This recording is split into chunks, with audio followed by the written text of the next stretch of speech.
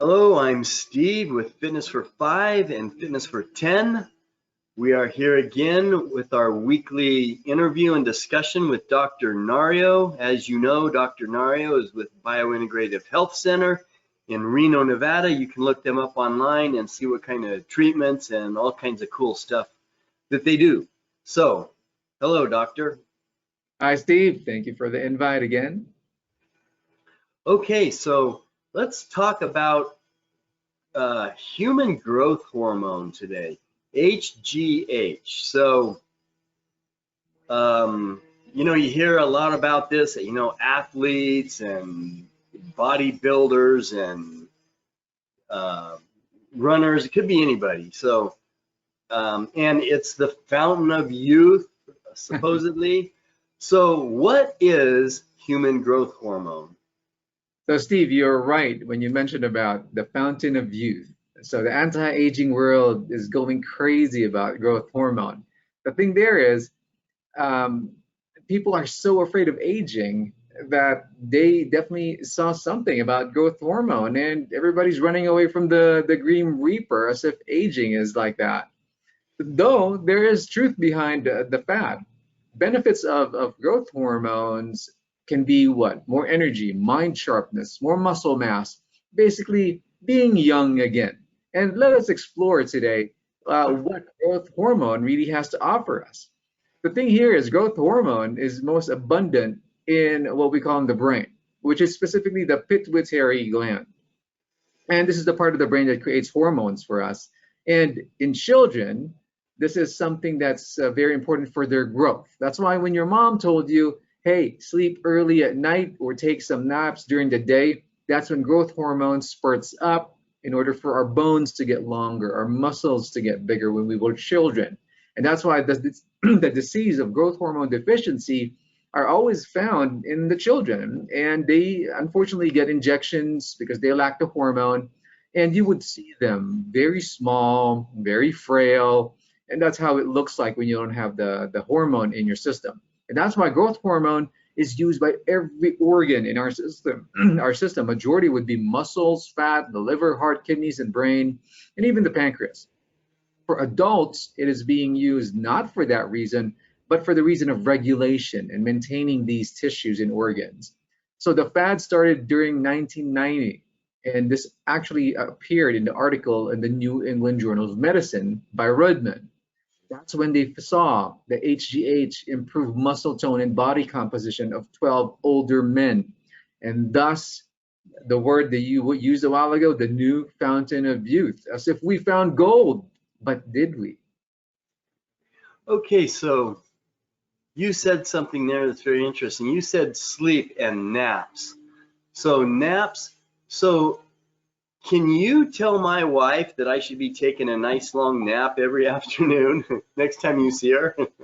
Sure, I'll write a prescription for that. Okay, thanks.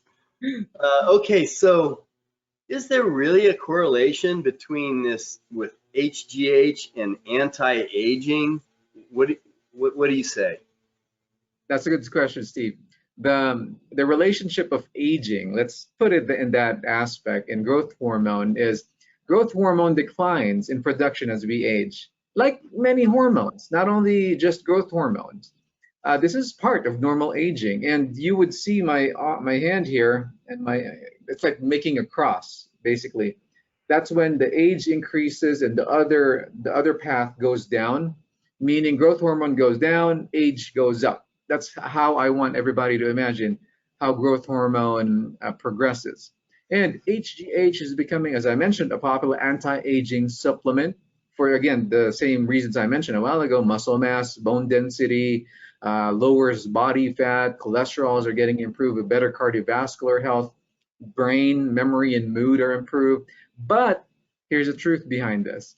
There is still little research behind growth hormone and aging. And that's why we still rely on tests to find out if somebody really needs growth hormone. And you would always hear about IGF-1. And that's something that your doctors will request if they want to know if you are definitely needing a growth hormone. Why? So what is IGF-1? So growth hormone actually comes from, yes, the pituitary gland, and it goes to the liver. So as growth hormone now gets into the liver and it gets processed, liver now produces IGF-1. Then IGF-1 then now goes to these organs that I just mentioned a while ago that would need it to grow and maintain itself. And so IGF-1 really is your key promoter of growth and maintenance. And again, when we look at the levels, when we interpret that on a blood test, we always want to compare this to age-specific parameters. That's why we want everybody, when we look at the age range, on the higher scale of that specific age range. And again, this is sometimes being missed by people or practitioners who use growth hormone. It's only a screening when you use IGF-1. You usually want to confirm your diagnoses, and according to the FDA, as they considered the stimulation tests, these are the glucagon stimulation tests, usually that is preferred, and most of the time this is what insurance looks for in order for them to cover your medicine. Okay, so you said that the production of growth hormone goes down as we age, but is there symptoms of low growth hormone? What causes it? What are the symptoms that where we might know, hey, you know what, my growth hormone is probably low? Right. That's a good question, Steve. And the thing here, as I mentioned to you a while ago, that the children are the ones who you would really overtly see growth hormone deficiency. So this is called child onset, I'm mentioning the types of growth hormone deficiencies now, or congenital. And this is inborn, and these are also accompanying other hormones to be deficient, not only growth hormone, but most of the time these children are small, short stature, thus growth hormone, right? And the other one is adult onset, and mostly anything related to any brain or head injury that alters the circulation of the part of their brain where it's being made, which is the pituitary gland. So when I mention about brain or head injuries or insults, would be a tumor, somebody who went through brain surgery, cancer that went through the brain, or cancer that grew from the brain, radiation therapy, head trauma, TBIs, our football players, our athletes who gets in the head all the time, infections that goes to the head, and also non-head related conditions such as when somebody takes drugs, malnutrition, critical illness, and everybody's talking about aging. Aging can, but the studies really kind of is weighing it low on the aging side. But again, there is still part of aging that can do this to lower down growth hormones. You mentioned about signs and symptoms of growth hormone deficiency. It's more of increasing the mortality and morbidity in relation to acquiring diseases, and symptoms specifically. Yeah, somebody's getting fatter, wobbly muscles, fatigue, osteoporosis, getting easy fractures left and right, cholesterol is not getting controlled, heart problems, and even brain, as I mentioned, the mood, anxiety, and depression can also be aggravated. But again, I just described you the signs of aging. So that's why it's correlated to anti-aging when you use the specific type of, I want to use it supplemental, but sometimes it's really deficient in our bodies. Okay, so is there any negatives with HGH, or maybe there's different ways to supplement it, or different substances that can help your body increase the production of HGH, but is there any disadvantages to any of this? Well, there are, Steve. It's not always the good parts of the anti-aging and the fountain of youth discovery of growth hormone. The thing with growth hormone, you have to understand that it's only available in injection. It must be either given by your doctor or a health practitioner or somebody who's trained, or if the patient wants to like stick themselves. Depends on if you're queasy or not. Again, complications of injection should always be remembered, such as, of course, pain, swelling, infection, but it is least likely to occur. The thing here also is compliance. It works best at night, and because this is the max production of growth hormone, and daily schedule. You have to do this every day very consistently because you're not creating growth hormone anymore. And anti-aging coverage, I must tell you, is not covered by insurance. So that's why this is going to be out of your pocket that when you're going to be doing this.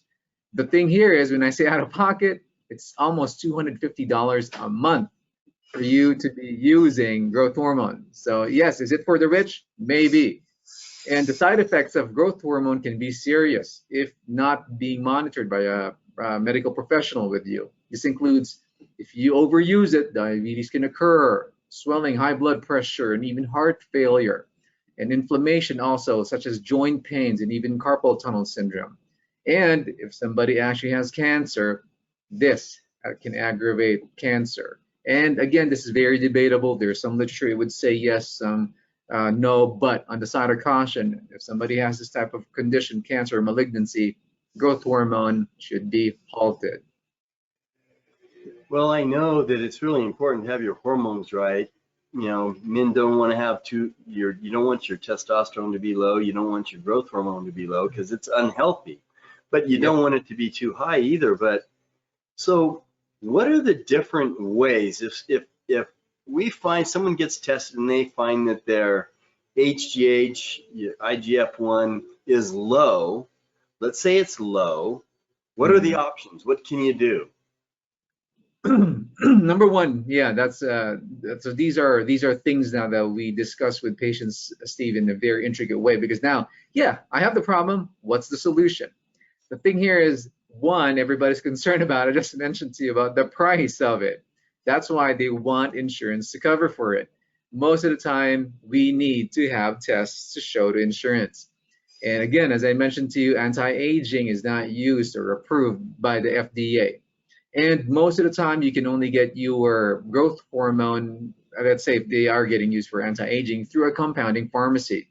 Again, prescription, yes, you can definitely do that, but most of the time, it's really hard to get unless you prove it. But don't worry, no fear. There are other replacements that you can use, such as commercial HGH boosters, and you would see this in different ads. I don't want to mention any names, but everybody would see these on TV, the internet. And these are actually amino acid blends to support HGH promotion or creation, such as arginine, ornithine, lysine, glutamine, tyrosine, glycine, valine, isoleucine, and leucine. So all of these can be anywhere, but those are the basic amino acids that can promote HGH production. But let's talk about what we use, or which I use more here in the clinic, which are called peptides. So these are the sidekicks of growth hormones, meaning they are called growth hormone releasing peptides. So these are the CJCs, ipamorelin, sermorelin, and this stimulates the pituitary gland to release growth hormone. And that's why it's imitating that function. And this is man-made. This is not the real growth hormone. And the same function is actually seen by when you compare it side by side with the real growth hormone releasing hormone. And it also has proven to increase your IGF-1. So remember, that was the marker that we want to see if we are producing growth hormone properly. And again, same effects. It produces lean muscle mass, body fat, increased bone density, enhance the immune system, and strengthen the heart. Sounds like growth hormone, right? But again, it's a little slower because you're actually going through another channel. You're not going straight to growth hormone. And another advantage of this would be it's less expensive than the prescription growth hormone like norditropin, genitropin, and they do not require daily injections. But again, you're probably going to have like a rest period during the week to reset your body for it not to get recognized, and it'll be working well and better that way. It can also be not only through injections. If people are queasy about injecting themselves or other people injecting them, it can also be through a sublingual troche. It's almost like a lollipop or a candy that you can take in and melt under your tongue. And this can be done once a day at bedtime rather than injections. And also only available through your compounding pharmacies with your medical provider's prescription. Wow. Well, very interesting topic, Dr. Nario. So once again, we thank you for your expertise. That's Dr. Nario. Biointegrative Health Center is the clinic where he's located in Reno, Nevada. You can look him up online. Thank you, Doctor. Thanks, Steve. As we all know, the knowledge is power, and thank you for letting me provide you with the edge in longevity and health maintenance, which I call the biological edge or the bio edge.